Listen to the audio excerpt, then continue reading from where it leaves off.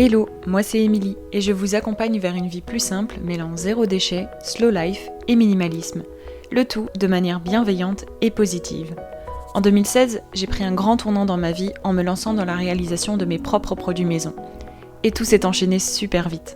J'ai ensuite découvert le mode de vie zéro déchet et je me suis intéressée de plus près au minimalisme. Et c'est vite devenu les thématiques principales de mon blog With Emily. Depuis, j'ai créé un quotidien qui me correspond. Un mode de vie plus simple pour à la fois réduire mes dépenses, mais aussi me simplifier la vie et enfin allouer mon temps précieux aux choses les plus importantes. Avec ce podcast, je vous partage tous mes conseils et retours d'expérience pour que vous puissiez mettre en place un quotidien plus simple et qui vous correspond. Hello et bienvenue dans ce nouvel épisode du podcast Une vie plus simple. C'est le premier épisode de l'année 2025. Alors si je ne vous l'ai pas encore dit, que ce soit dans la newsletter ou sur Instagram, je vous souhaite une très très belle année 2025, que cette année vous apporte vraiment ce que vous souhaitez en termes de simplicité, de bien-être, d'objectifs, de projets de vie, etc. Bref, plein de choses positives pour vous et on va aller un peu dans cette direction-là aujourd'hui avec cet épisode puisque j'avais envie, pour marquer le coup de ce début d'année, et puis je l'ai fait l'année dernière, l'épisode vous a beaucoup plu, on va faire le point ensemble sur mes habitudes minimalistes de 2024 et bien sûr, je vous détaille aussi mes objectifs pour cette année 2025 en termes de simplicité de vie, de minimalisme, de frugalité, etc. De quoi, je pense, vous donner de l'inspiration pour vos propres objectifs, mais aussi, et ça c'est assez important pour moi, pour vous montrer un peu de vraie vie avec les vrais résultats de mes objectifs, y compris ceux que j'ai pas du tout atteints, ceux que j'ai pas réussi à accomplir. Donc on va voir ça ensemble. Je vous conseille, si c'est pas déjà le cas, de faire une activité en écoutant ce podcast ou de faire comme moi et de vous préparer une bonne tasse de thé ou de café ou de tisane, dépendant de l'heure durant laquelle vous écoutez cet épisode. En tout cas, moi, je me suis fait une bonne tasse de thé vert puisque j'enregistre cet épisode l'après-midi. C'est parti pour, premièrement, faire le point sur mes habitudes de 2024 ensemble. Alors en 2024, j'avais plusieurs objectifs et habitudes à mettre en place. Et la première, c'était de ne pas acheter de vêtements neufs. J'avais quand même mis quelques exceptions parce que je savais vers quoi allait mon année, tout simplement, où j'avais la possibilité d'acheter en neuf des remplacements de certains basiques si je ne les trouvais pas en friperie, puisque la friperie, c'était vraiment l'alternative si j'avais besoin ou envie d'acheter des vêtements. C'était passage en friperie obligatoire avant même d'aller dans des magasins de vêtements neufs. Et j'avais aussi comme autre exception, c'était la deuxième et dernière exception, c'était la possibilité de m'acheter du merchandising, donc du merch, puisque j'ai fait quelques concerts et un festival durant l'année 2024 avec mes artistes favoris et je trouve que c'est un très bon souvenir de s'acheter du merchandising. En tout cas, c'est ma vision des choses, sachant que je choisis des choses qui me plaisent et que je peux porter au quotidien sans en abuser au niveau du nombre. Donc voilà mes exceptions pour ce point-là, donc cette habitude de ne pas acheter de vêtements neufs. Est-ce que j'ai atteint mon objectif ? C'est à peu près oui, on va le dire. En tout cas, on n'est pas à 100%, on va dire qu'on est plus à 70% de réussite. Puisque cette année, j'ai réussi à trouver alors des pulls de remplacement. Je commence par ce que j'ai acheté récemment, en tout cas en novembre je crois, où j'ai trouvé des pulls en laine et un pull en cachemire en friperie. Donc ça c'était pour l'hiver. Pour l'été, j'avais trouvé 2 shorts basiques, une jupe et une robe longue en friperie aussi. Donc ça m'a permis de vraiment faire du tri dans mon armoire entre ce que je ne mettais plus et acheter vraiment des basiques durables et utiles. Sachant que dans les shorts basiques, j'ai trouvé des shorts Levi's, donc vraiment ce que je cherchais depuis très longtemps, mais j'avais pas forcément le budget pour m'acheter des shorts Levi's neufs, donc du coup je suis très contente là-dessus. J'ai donc pu profiter de mon exception de merchandising de concert pour m'acheter un t-shirt durant un festival et puis un t-shirt durant un concert. Ça m'a suffi, ce sont des t-shirts donc qui vont être utilisés comme des basiques au quotidien. Et puis là où ça a un petit peu moins fonctionné, on va dire, c'est que j'avais besoin de remplacer un jean et donc de me trouver un jean et je n'ai absolument pas trouvé ce que je cherchais en friperie malgré plusieurs efforts, ni sur Vinted. Donc là-dessus, j'ai opté pour un jean neuf, mais un jean basique, un jean classique que j'ai porté vraiment quasiment toute l'année, on va dire, et j'en suis vraiment très contente. Donc malgré que ce soit un achat neuf, c'est vraiment quelque chose que je ne regrette pas et qui a été largement utilisé et rentabilisé.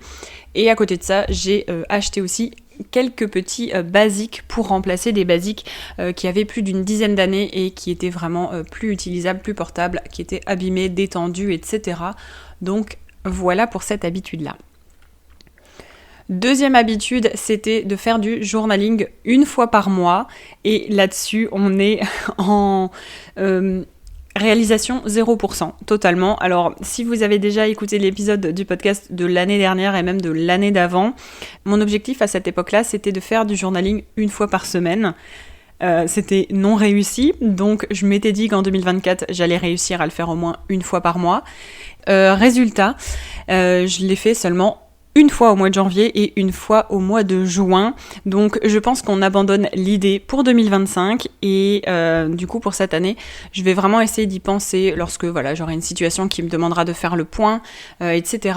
Mais c'est surtout que j'ai changé un peu aussi l'approche que j'ai du journaling et j'ai inclus vraiment quelques questions, quelques positionnements comme ça autour du journaling dans mon organisation de l'année et du coup il n'y a aucune pression à faire du journaling de manière régulière, mais justement quelques pistes de réflexion simples et assez faciles à développer que je peux compléter tous les mois et ce sera tous les mois la même chose, donc je pourrais faire ça vraiment comparer et puis réduire vraiment la pression de qu'est-ce que je vais écrire à ce moment-là. Alors je vous expliquerai un petit peu plus tard dans l'épisode vraiment l'organisation du coup de 2025 parce que c'est en lien avec mes habitudes de cette nouvelle année. Troisième objectif de 2024, c'était de faire 10 000 pas par jour. Et alors j'avais fait un épisode un peu milieu d'année en août de 2024 où on avait fait un peu le point sur mes habitudes. Et j'avais déjà annoncé que j'avais revu à la baisse au mois de mars, donc vraiment 3 mois dans l'année 2024, de passer de 10 000 pas par jour à 5 000 pas par jour. En tout cas une moyenne de 5 000 pas par jour.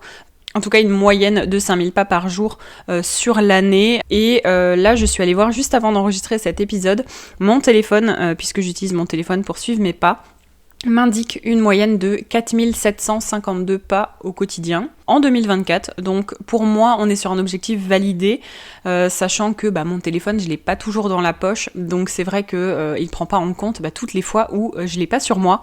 Donc on peut dire qu'on est à 4750 pas au quotidien selon mon téléphone, sans compter toutes les fois où je ne l'ai pas sur moi.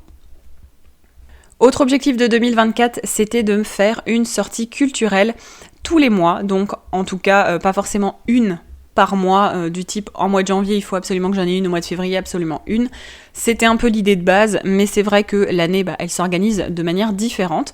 Donc je m'étais un peu plus allégé la chose en disant que je devais faire 12 sorties culturelles par an, comme ça faisait vraiment une moyenne générale, puisque certains mois étaient plus occupés que d'autres et avec plus ou moins d'opportunités de faire des sorties culturelles. Toujours des sorties culturelles à moindre prix si possible, ou en tout cas en investissant dans des expériences culturelles qui m'apportent beaucoup au quotidien ou qui m'ont fait plaisir, qui m'ont fait vivre des expériences. Donc ça comptait entre autres des concerts, je suis allée à l'opéra aussi, j'essaye d'aller à l'opéra une fois par an. Étonnamment, ça ne coûte pas si cher qu'on le penserait. L'opéra, les derniers temps, ça fait 4-5 ans que je vais à l'opéra, ça me coûte 15 € la place, donc vraiment le prix d'un cinéma, littéralement. J'ai fait aussi des séances de cinéma, alors en profitant des séances à prix réduit, notamment les séances à 5 €, à 4 €, les printemps du cinéma, etc. Différents musées, alors avec des nocturnes, donc à prix réduit aussi. Il y a eu différents concerts, en plus un festival.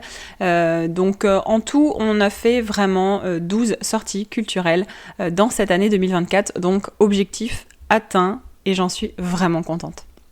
Autres petits objectifs, ça c'était mes 3 petits objectifs pour un peu compléter ces objectifs-là principaux. C'était le premier était donc de ne pas acheter de produits ménagers.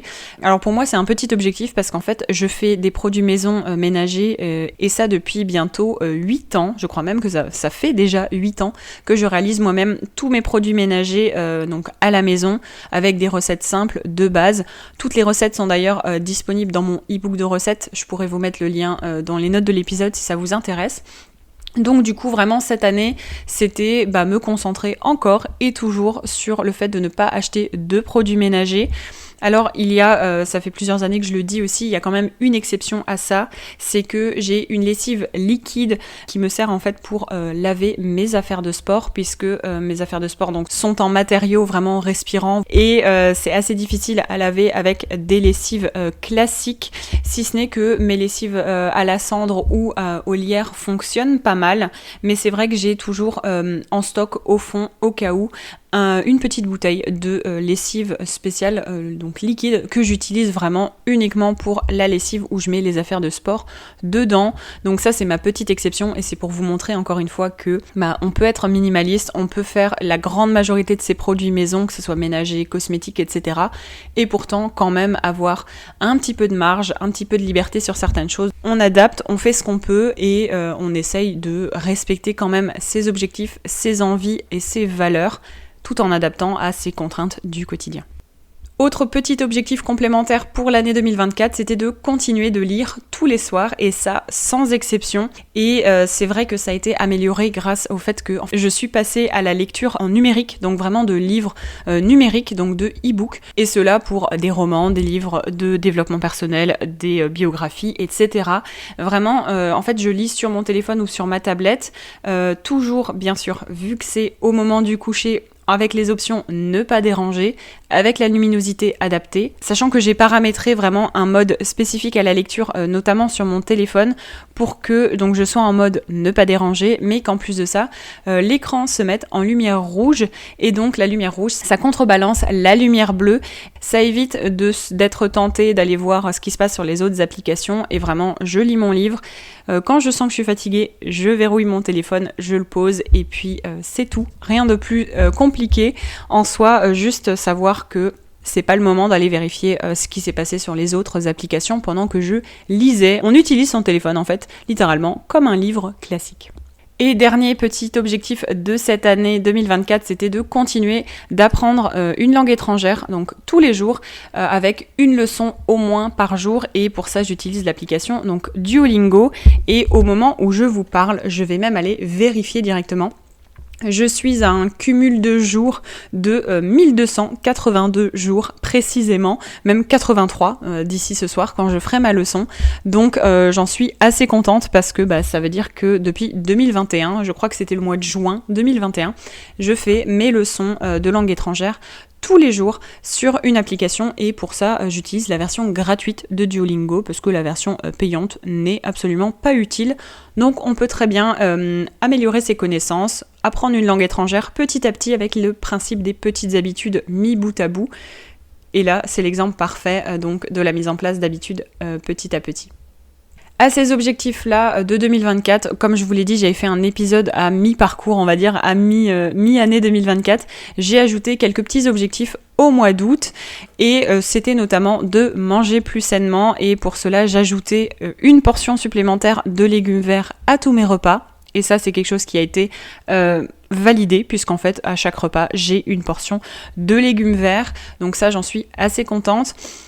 Autre chose qui a été ajoutée au mois d'août, donc c'était de faire une séance de sport en plus dans ma routine, avec à l'époque j'avais prévu de faire un retour à la natation, donc en ajoutant la natation dans mon emploi du temps, en allant nager plusieurs fois par mois. Alors cet objectif là a pas été atteint malheureusement. Je pense qu'il va falloir que je revoie certaines choses, on en parle d'ailleurs dans mes objectifs 2025, donc objectif en tout cas non atteint pour l'objectif rajouté au mois d'août.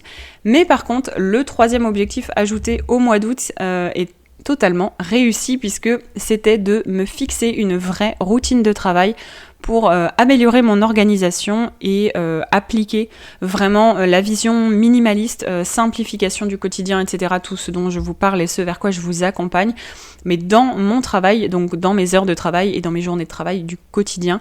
Et ça a été vraiment une belle réussite, en tout cas depuis la rentrée, et j'en suis très très contente. Donc objectif validé. Et maintenant qu'on a fait le point sur 2024, c'est parti pour faire le point sur mes objectifs de 2025. Je vous détaille vraiment tout ce que j'ai prévu de faire en tant que personne qui vit de manière minimaliste, frugale, plus simple et vraiment qui a envie d'investir dans des expériences, d'investir dans des projets et d'arrêter de dépenser inutilement. Et ça fait des années et des années que je vis avec ces objectifs-là et ces valeurs-là. Et donc, voici mes habitudes et mes objectifs pour 2025 et pour donc continuer sur cette lancée 8 ans après m'être lancée donc dans le minimalisme. Le premier objectif, donc c'est vraiment le truc que j'ai envie de continuer et qui va, vous verrez, c'est vraiment sur la continuité des objectifs de l'année précédente et même des années d'avant, mais celui-ci, littéralement la continuité de l'année 2024, puisque je me suis fixée pour 2025 de ne pas acheter de chaussures ou de vêtements neuf ou d'occasion. Vraiment, aucun des deux. J'ai vraiment tous les basiques qu'il me faut, je pense, dans ma garde-robe. Bien sûr, je garde en exception parce que je veux pas non plus avoir l'impression que je me prive. Mais si j'ai besoin de remplacer des basiques, à ce moment-là, j'irai vers l'option friperie, bien évidemment, en premier. Et on évite totalement, du coup, les vêtements neufs, même pour le remplacement de certains basiques. Et vraiment, je vais essayer de voir, ça va être une sorte de petit test, de voir si j'ai réellement eu besoin de certains vêtements durant l'année, sachant que là, selon moi, j'ai tout ce qu'il me faut, et de porter au maximum ce que j'ai déjà et de me contenter de ce que j'ai déjà. Deuxième objectif de 2025, ça va être de faire une année no buy, où je n'achète pas certaines catégories, tout simplement, donc ne pas acheter. Je vous liste, bon vous l'avez deviné, le premier c'est bien sûr des vêtements et des chaussures puisqu'on vient d'en parler. Deuxième catégorie c'est tout ce qui est papeterie, donc carnet, feutre, stylo, etc. C'est quatrième catégorie, ça va être tout ce qui est dans la cuisine, donc au niveau du thé et des tisanes. Je veux absolument utiliser les fonds de toutes mes boîtes de thé et de tisane en vrac avant de racheter quoi que ce soit. Donc j'ai largement de quoi faire entre thé noir, thé vert. Même le matin, moi j'ai pas de thé préféré que j'utilise uniquement le matin. Donc souvent je pioche entre les 3 petites boîtes qui sont disponibles. Donc j'ai largement de quoi faire et de quoi terminer avant de racheter quoi que ce soit. Et normalement, ça devrait me tenir sur l'année, mais on fera peut-être un point durant un épisode de l'été où on fera le point sur les habitudes. Donc on verra d'ici là. Autre catégorie, et ça c'est des catégories assez importantes je trouve et qui peuvent vous parler totalement, c'est la catégorie maquillage et la catégorie cosmétique. Donc vraiment zéro achat de tout ce qui est maquillage et cosmétique. Donc bien sûr dans le maquillage j'inclus une exception de racheter tout ce qui est un peu basique. Donc si vraiment je n'ai plus de mascara, je pourrais me racheter un tube de mascara, sachant que ça me dure quand même plusieurs mois.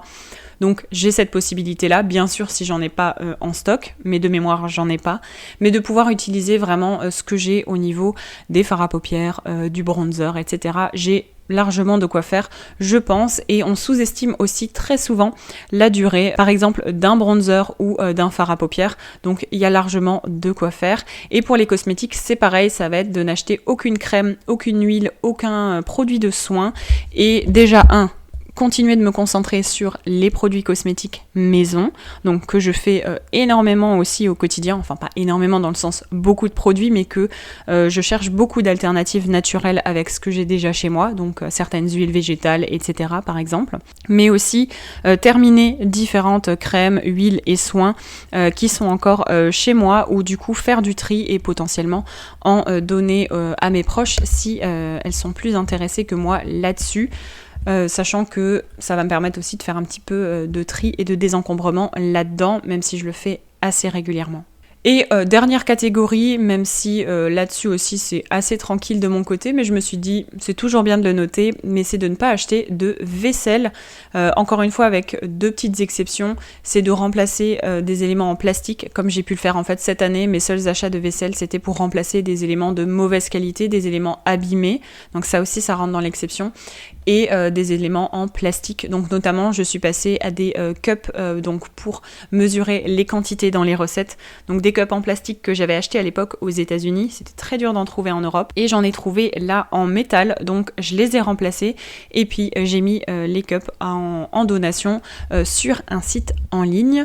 Donc voilà, petits exemples de ce que je ne vais pas acheter cette année. Donc vraiment ça va être une année low buy, puisque on va ne pas acheter certaines catégories et on va réduire les dépenses dans d'autres. On en parlait juste avant avec les objectifs du mois d'août et notamment la séance de natation que je n'ai pas ajoutée 2 à 3 fois par mois. Mais du coup, pour 2025, j'ai pour objectif, encore et toujours, je veux m'y tenir, mais d'ajouter 2 séances de sport mensuelles. Et ça va me permettre en fait de ne pas me limiter à un sport comme j'avais mis en août avec la natation, si j'ai pas forcément envie d'y aller, si la météo me permet pas, j'ai pas envie de sortir, j'ai pas envie d'aller à la piscine, faire le trajet, etc.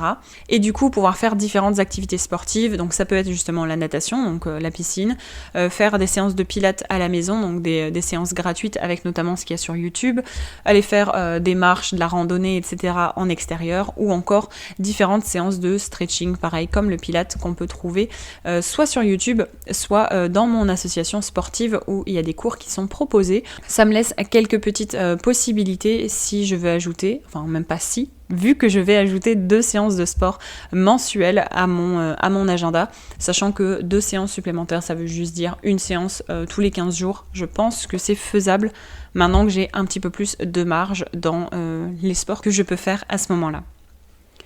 Autre objectif, et ça continue avec les objectifs de l'année dernière, puisque l'année dernière j'avais prévu de lire 35 livres, je crois, ou 36 livres de mémoire pour que ça fasse tant de livres par mois, donc ça devait être 36, et 2025 va être l'année où on met un petit peu plus la barre un petit peu plus haut, avec du coup un objectif de 40 livres donc à lire, et encore une fois cette volonté de lire tous les jours, absolument. Donc 40 livres par an, ça fait 3,3 livres par mois. Donc une petite moyenne de 3 à 4 livres par mois, c'est pas mal.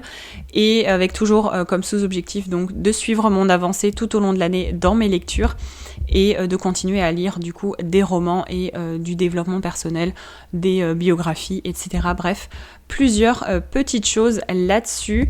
Puisque ce que je ne vous ai pas dit lorsque je vous ai parlé de mon objectif de lire tous les soirs sans exception en 2024, donc objectif réussi, c'est que j'ai la possibilité avec l'application donc Goodreads dont je vous parle régulièrement, et notamment l'application donc qui s'appelle Habit, donc qui est disponible sur iOS, donc sur les iPhones. Je ne sais pas si elle est aussi disponible sur Android, mais ces 2 applications là, donc Goodreads me permet de suivre l'avancée de mes lectures et aussi mes envies de lecture, donc j'ai vraiment ma pile à lire, on va dire numérique dessus.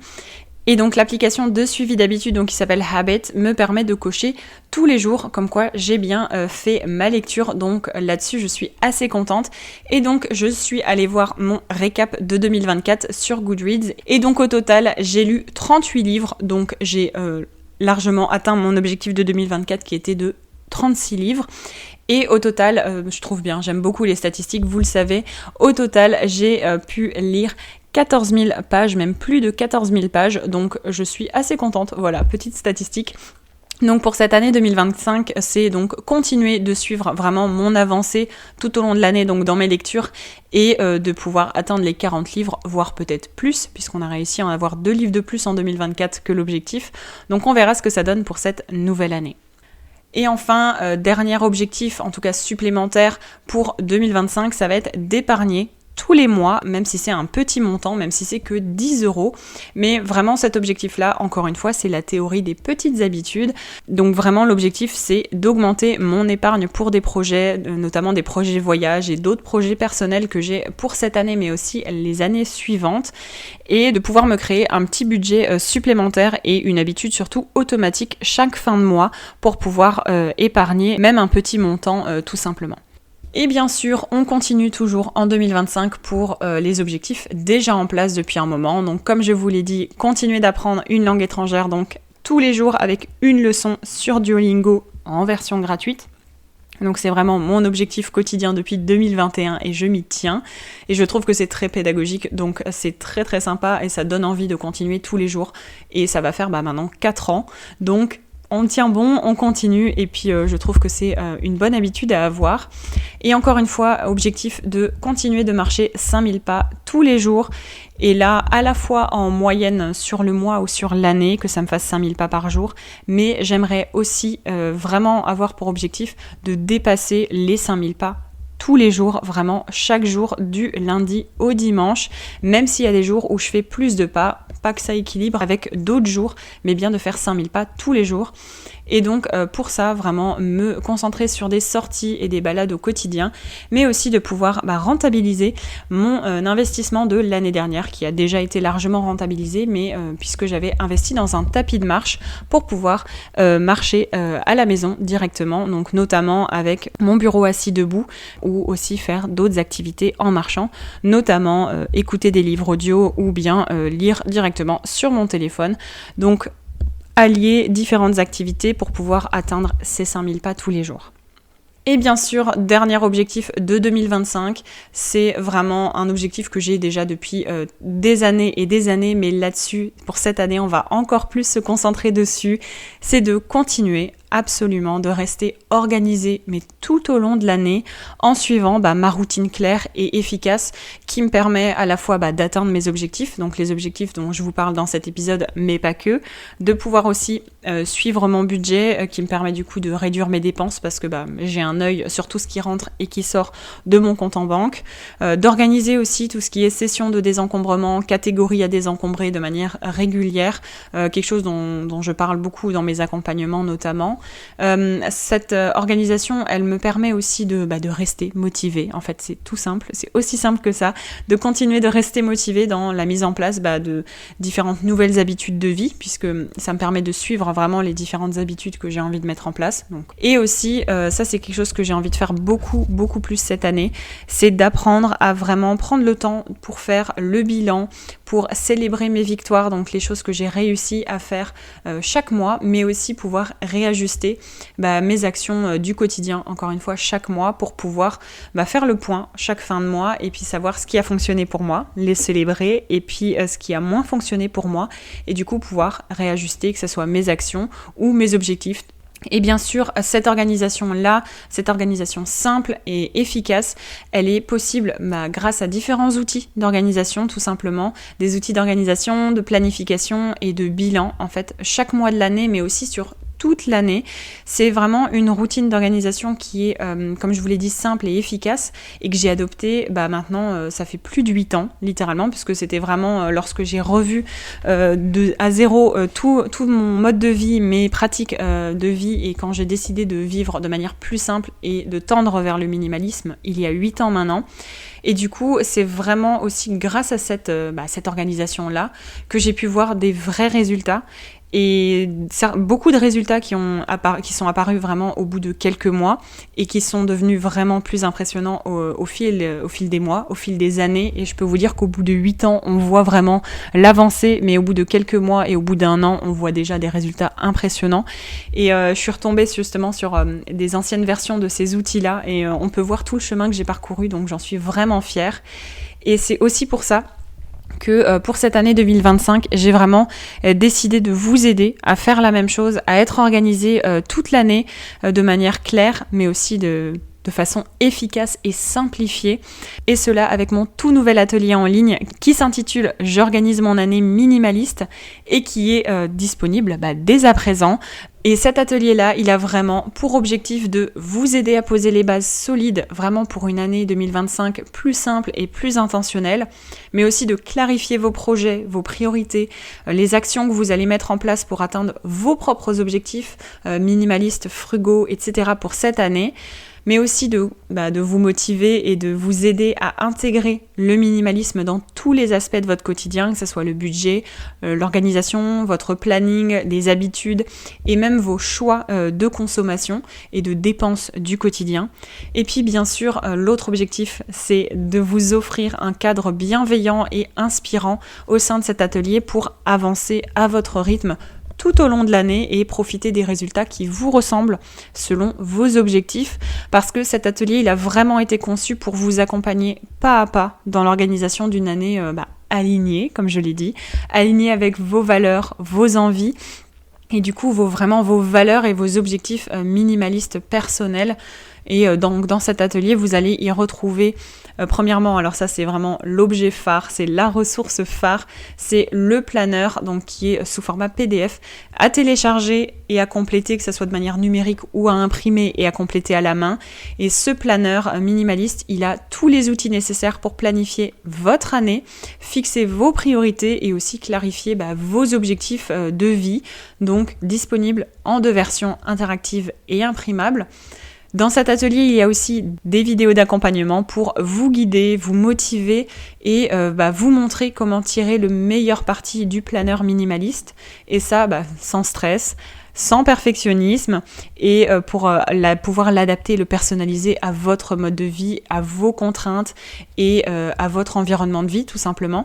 Et bien sûr, dans ces vidéos d'accompagnement, on complète ensemble, pas à pas, le planeur où je vous explique vraiment comment il fonctionne de A à Z, avec des vidéos pour compléter votre vision sur l'année, pour compléter les premiers mois, pour faire les bilans du mois, etc. Bref, on fait tout ça ensemble et pas à pas en vidéo. Et bien sûr, en complément, en petit cadeau, j'avais envie aussi de vous offrir, lorsque vous rejoignez l'atelier, différentes checklists, donc différentes listes de choses à cocher en bonus pour pouvoir vous aider à compléter vraiment votre planeur et vous inspirer tout au long de l'année, donc que ça soit dans des idées d'habitudes minimalistes à intégrer, des catégories à désencombrer, différents éléments du budget à prendre en compte pour pouvoir mettre en place vos objectifs de dépenses, de budget, etc. Bref, il y a tout dans cet atelier pour vous accompagner de A à Z. Et cet atelier, il est proposé, donc tout ça, toutes ces ressources, le planeur, les vidéos, les checklists, etc. C'est proposé au tarif de lancement, donc exclusif pour ce début d'année 2025, de 37 € seulement. Donc je vous mets le lien vers l'atelier dans les notes de l'épisode. Et puis vous aurez toutes les informations. Et puis bien sûr, vous avez la page directement pour vous inscrire et rejoindre l'atelier et faire de 2025 votre année aussi de la simplicité. Et puis vous verrez, on complète vraiment les mois ensemble, on fait le point, c'est vraiment très très sympa. Et donc voilà pour cet épisode, donc bilan de 2024 et de préparation objectifs et habitudes minimalistes de l'année 2025, tout en célébrant la sortie et le lancement du coup de ce nouvel atelier d'organisation minimaliste. J'espère que cet épisode vous a plu. Pensez à mettre 5 étoiles sur Spotify ou Apple Podcast. Et puis, on se donne rendez-vous dans un mois pour un prochain épisode pour d'autres conseils autour de la vie plus simple ou alors au sein de l'atelier J'organise mon année minimaliste si vous décidez de nous rejoindre. À très vite. Merci d'avoir écouté cet épisode de Une vie plus simple jusqu'à la fin. Si vous avez apprécié, n'hésitez pas à vous abonner au podcast et à le partager autour de vous. Retrouvez toutes les notes et ressources mentionnées dans l'article dédié sur withemily.com. Et si vous souhaitez rejoindre la communauté, n'hésitez pas à vous inscrire à la newsletter depuis le site internet. Et je vous dis à bientôt pour un nouvel épisode de Une vie plus simple.